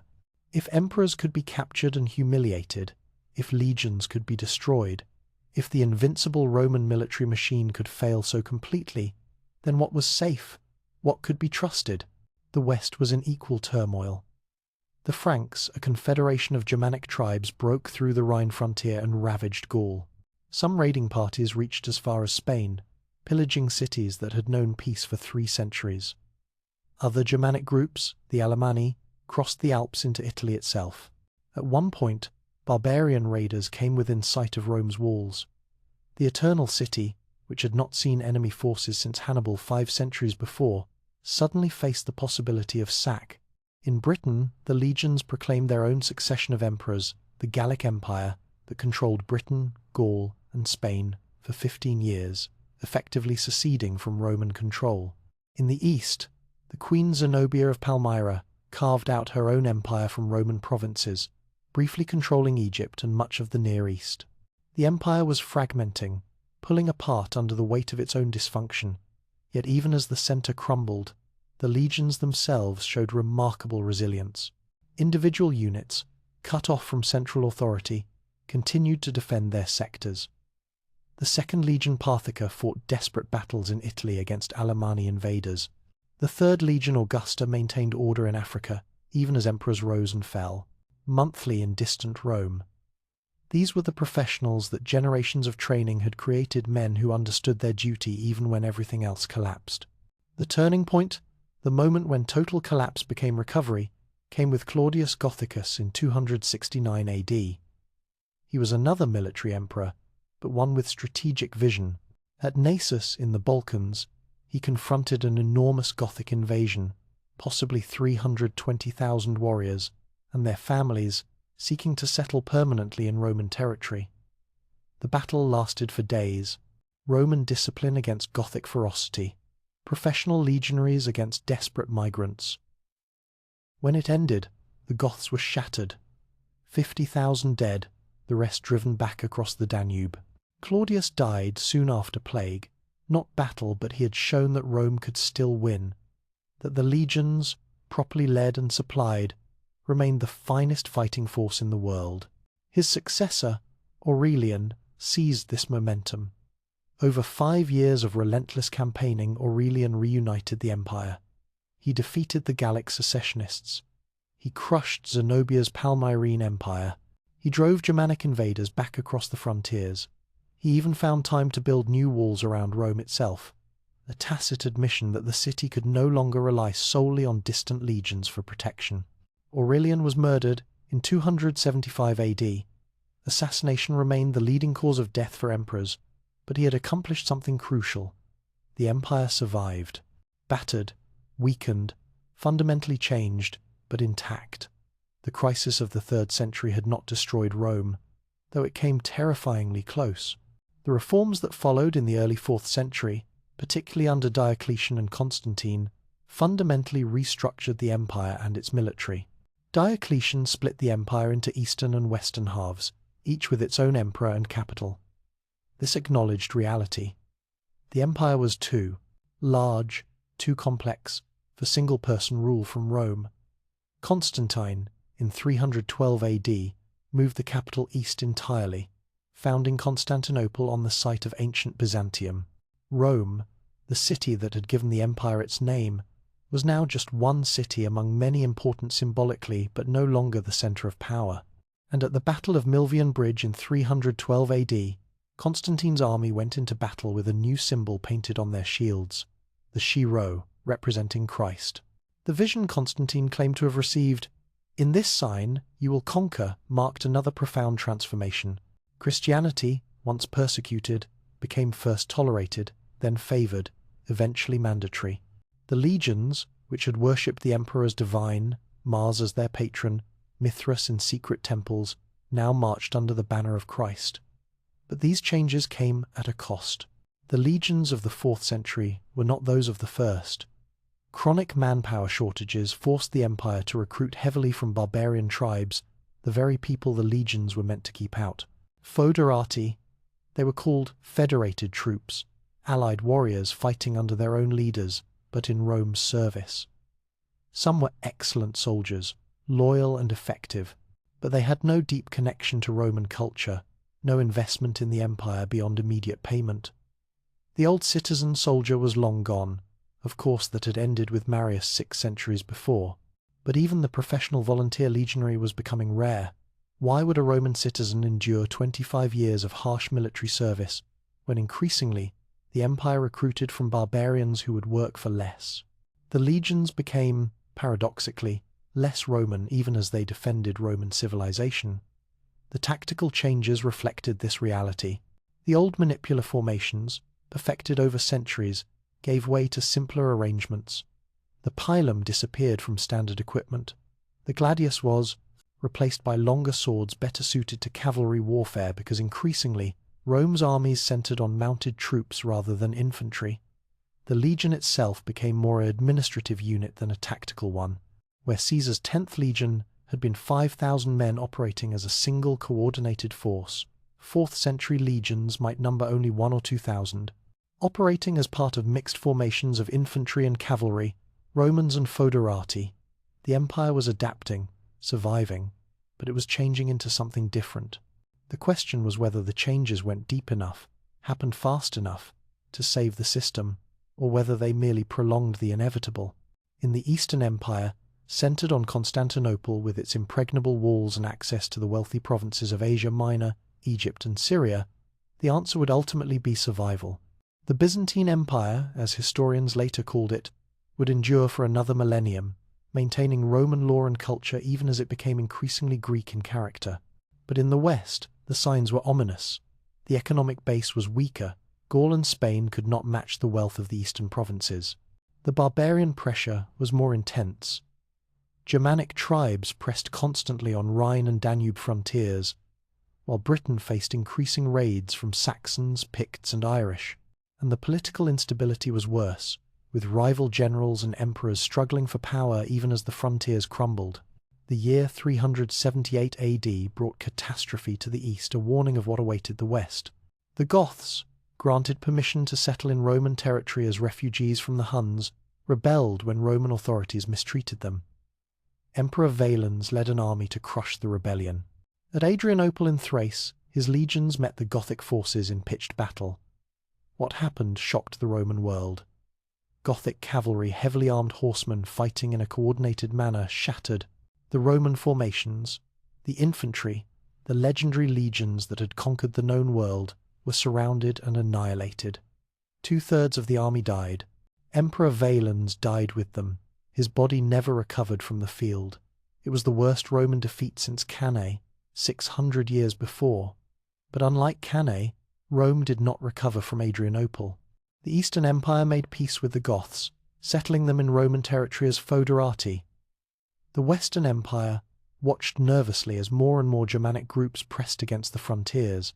The Rhine froze solid in the winter of 406 to 407 AD, and Germanic tribes walked across the ice, Vandals, Alans, Suevi, others pouring into Gaul in numbers that could not be repelled.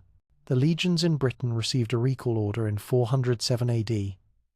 The island was being abandoned, troops needed desperately on the continent. The soldiers must have stood on those ancient walls, built by Hadrian 3 centuries before, knowing they would never return.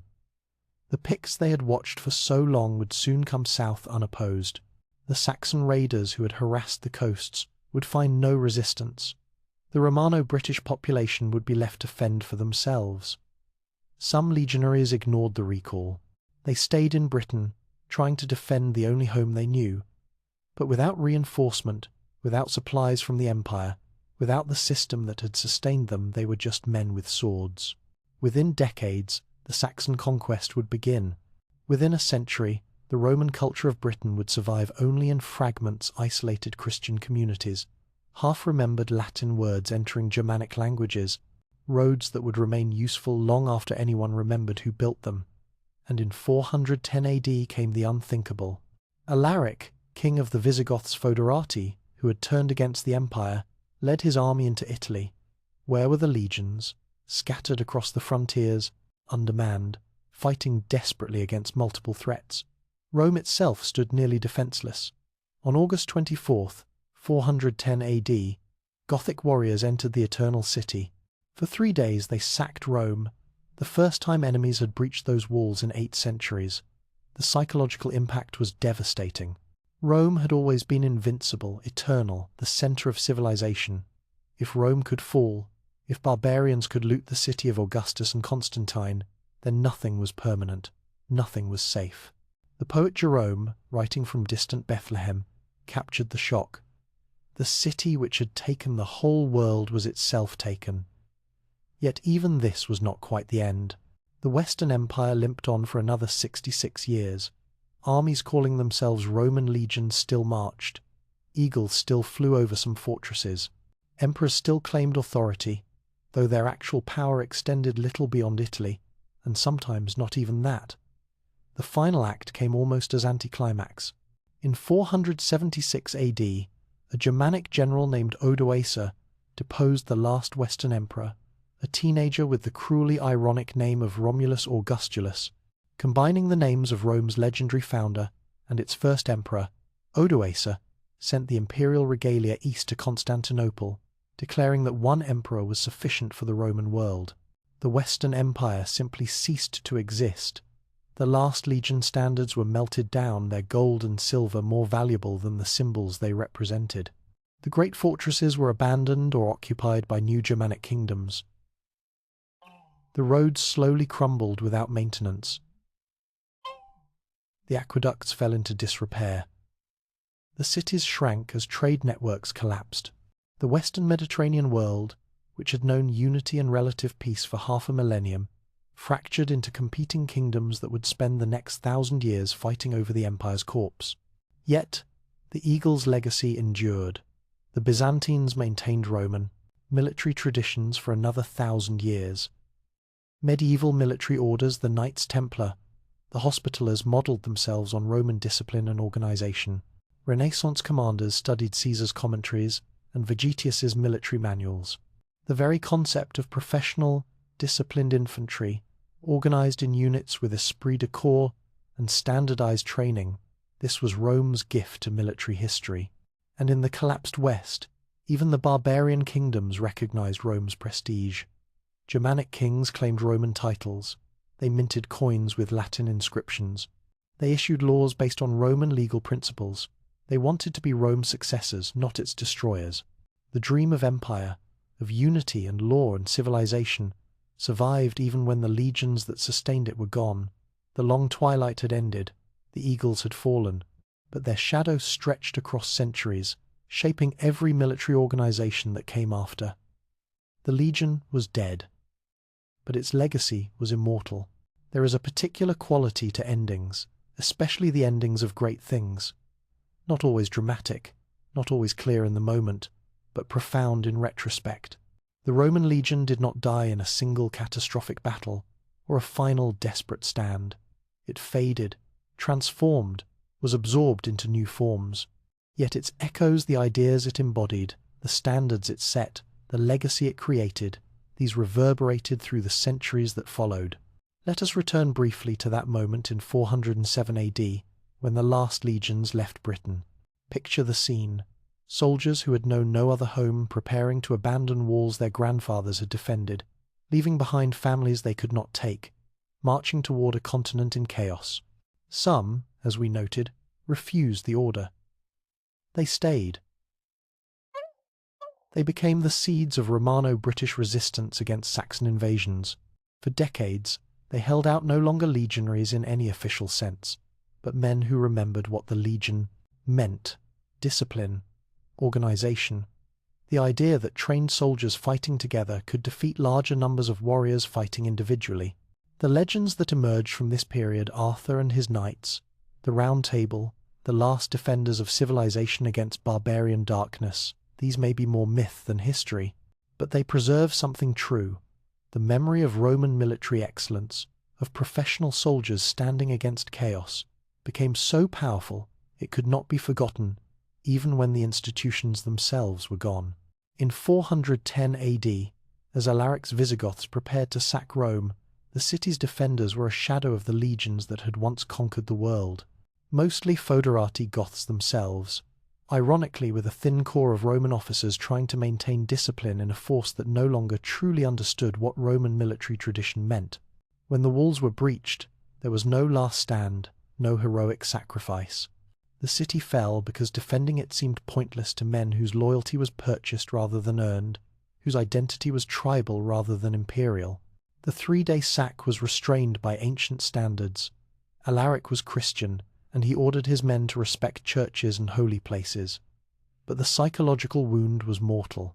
Rome had been sacred, inviolable, eternal. If Rome could fall, then the very concept of permanence was revealed as illusion. Yet consider what happened next. Alaric died shortly after, and his Visigoths settled in Gaul and Spain, establishing kingdoms that claimed Roman legitimacy. They did not see themselves as Rome's destroyers, but as its inheritors. Their kings took Roman titles. Their laws blended Germanic customs with Roman legal principles. They employed Roman administrators because Germanic chiefs had no experience governing complex societies. The legions were gone, but the administrative and legal structures they had protected, endured, adapted, evolved. In the East, the story was different. The Byzantine Empire, though they called themselves Romans, never Byzantines, maintained military formations that traced direct lineage to the old legions. The themes, as they were called from the 7th century onward, were territorial defense units, combining military and civilian administration. Soldiers received land grants in return for military service, remarkably similar to the old Roman system.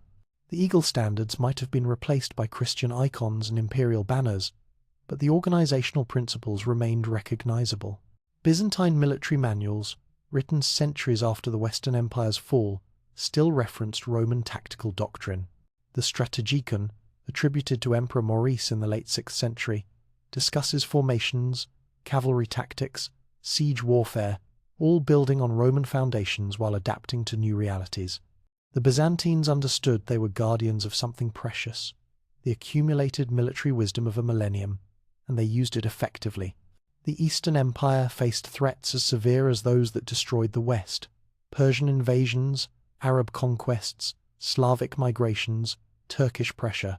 Yet Constantinople endured until 1453 AD, when Ottoman cannon finally breached walls that had stood for over 1,000 years. Even then, the Byzantine military tradition influenced Ottoman organization. The Janissaries, the Ottoman Empire's elite infantry, were organized and trained in ways that echoed Roman precedents. But let us not focus solely on direct succession. The legion's true legacy was broader, deeper, more fundamental. It was the very idea that transformed warfare across Europe and beyond. Consider the medieval military orders. The Knights Templar, founded in 1119 AD, modeled their organization explicitly on Roman military principles. A hierarchical command structure, standardized training and equipment, a rulebook, the Latin rule that prescribed everything from daily routines to battle tactics. The Templars even adopted white mantles with red crosses that echoed Roman military tunics. They understood themselves as professional soldiers serving a cause greater than personal glory, exactly as Roman legionaries had. The Hospitallers, the Teutonic Knights, other military orders all followed similar patterns. Medieval Europe, fragmented into countless feudal domains, had largely abandoned the concept of professional standing armies.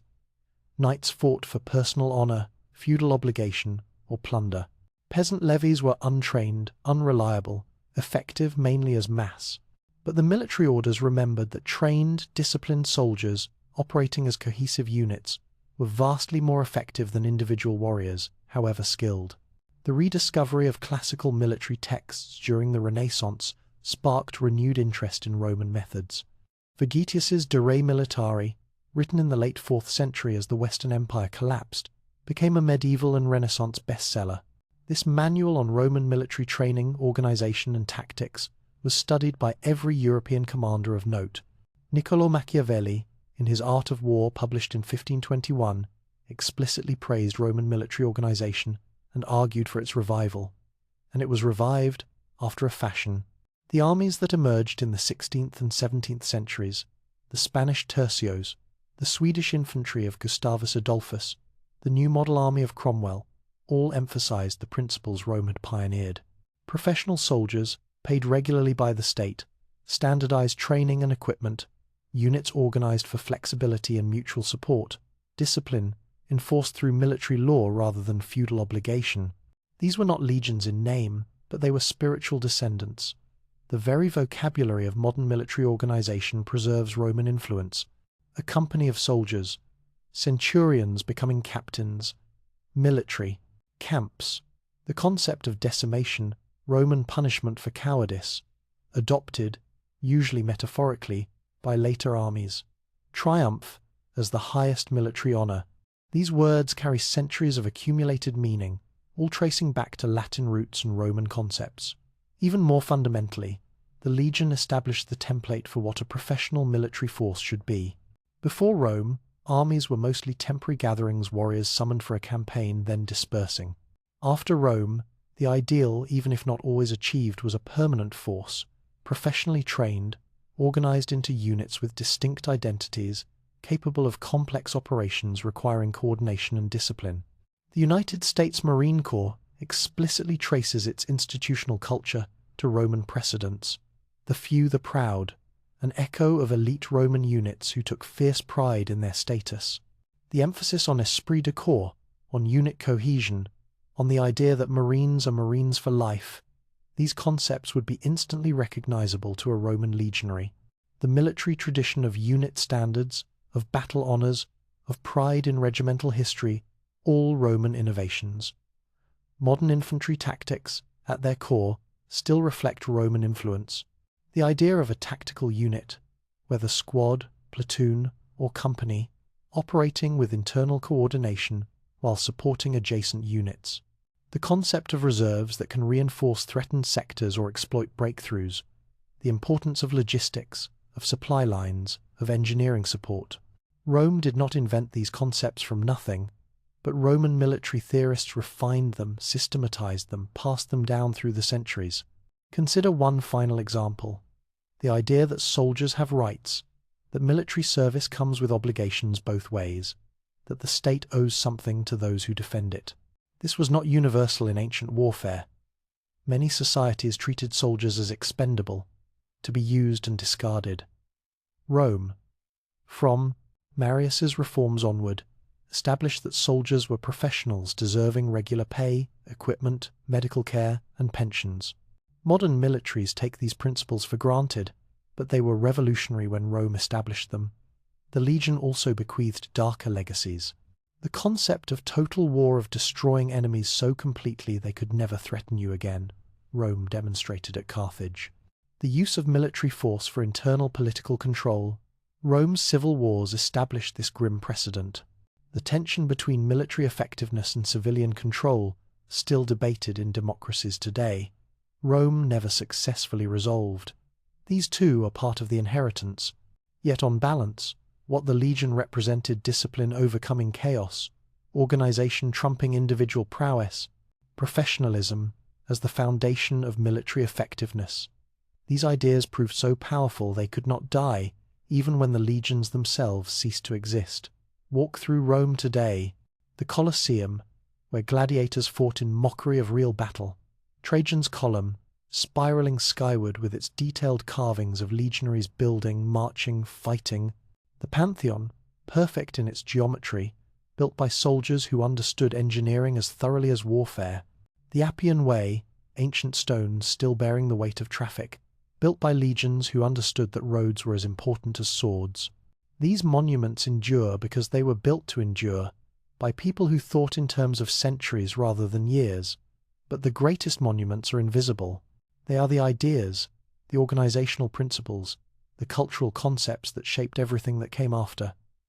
When Napoleon organized the Grande Armée, he was channeling Roman precedents. When military academies teach unit cohesion and combined arms tactics, they are teaching lessons the legions learned through centuries of warfare. When modern soldiers speak of honor, duty, loyalty to their smeka, units, these values were crystallized and transmitted by Roman military culture. In the end, the eagle's flight was not a journey from glory to extinction, but a transformation. The legion, as a specific military formation, died. But the legion, as an idea, as a vision of what organized, professional, disciplined military force could achieve, that became immortal. Rome fell. The empire fragmented. The legions dispersed into history, but their legacy shapes our world still. Every professional military force on Earth today is, in some sense, the Legion's descendant. Every army that values training over individual prowess, organization over chaos, discipline over passion, these are Rome's children, whether they know it or not. Stand in any military cemetery, anywhere in the world, read the inscriptions. The dates are different, the wars are different, the nations are different. But the values inscribed there, sacrifice, duty, honor, loyalty to comrades, these would be immediately recognizable to a Roman legionary standing watch on Hadrian's Wall 2,000 years ago. The eagle never truly fell. It merely folded its wings and settled into the foundation of everything that came after. The legion died, but its spirit, the idea that free citizens organized, trained, and dedicated to a purpose greater than themselves, could accomplish the impossible, that spirit endures. This is what Rome left behind. Not just ruins and roads, not just laws and language, but a template for how humans can organize themselves for collective action. The Legion was never just a military formation. It was a vision of what disciplined cooperation could achieve. It was proof that civilization could defend itself without becoming barbaric in the process. The last Eagle standard was melted down 16 centuries ago. But somewhere tonight, soldiers stand watch on distant frontiers, protecting things they believe worth defending, bound to their comrades by ties stronger than blood. They are legionaries, whether they know it or not. The eagle flies still. Its form has changed, but its spirit that remains eternal. And that, perhaps, is the true triumph. Not the conquests, not the battles, not even the centuries of empire, but the idea that became so fundamental to human civilization that we can no longer imagine the world without it. The idea that ordinary people, properly organized and led, can accomplish extraordinary things. That discipline and courage together are stronger than either alone. That some things are worth fighting for, worth dying for, worth remembering forever. The Roman legion created an empire, but more than that, it created a legacy. And legacies, unlike empires, need not end. They simply echo forward through time, shaping everything they touch, connecting every generation that comes after to the one that came before. The eagle's last flight was not an ending. It was a beginning that continues still,